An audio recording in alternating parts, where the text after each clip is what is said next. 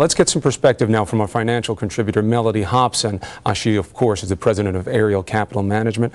Good morning, Melody. Let's start with these two schools of thought. The president says economically we're fundamentally sound. People have jobs almost at full employment. But Wall Street seems to disagree. Explain for us.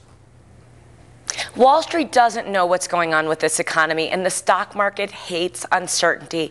That's why we've seen these wild swings. On the one hand, we have full employment, and things are going well in that regard. On the other hand, you have prices rising, the Fed fighting inflation tooth and nail, and you have a slowing economy. So that is all very disconcerting. You overlay the subprime issue, and it's really a rocky ride. So now when we talk about subprime, we're hearing about the mortgage crisis all the time. Banks that lend, especially on mortgages, especially subprime mortgages to people who don't have great credit. What needs to happen for the markets to stabilize?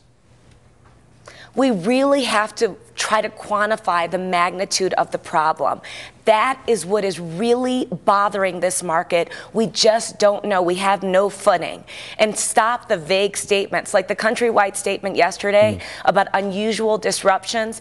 That's very disconcerting. No one really knows what that means. So until the problem is quantified, we can't move on. We will digest it and move on, but we need to know the magnitude of it. So in terms of the magnitude of the impact here, for those of us who are not big-time traders, what impact could this ultimately have on the overall economy? Well, it won't be good. And the reason is that people feel less wealthy. They have their stock portfolios going down, their 401k plans have gone down, their homes are worth less, and the consumer has really been holding up the U.S. economy for several years. They can't tap into their equity like they used to because the banks have gotten much stricter about that kind of lending. And so as a result of that, the economy has started to slow. It will probably slow even more. So that even though a lot of this does seem like insider Wall Street goings on, it actually is relevant to everyday men and women going to work in the morning. There's no question about it. It's ultimately the consumer and everyday Americans who help make American businesses great. And right now, everyone's a little nervous, but this will pass. All right, Melody, thank you so much for that. Melody Hobson with a little bit of perspective for us.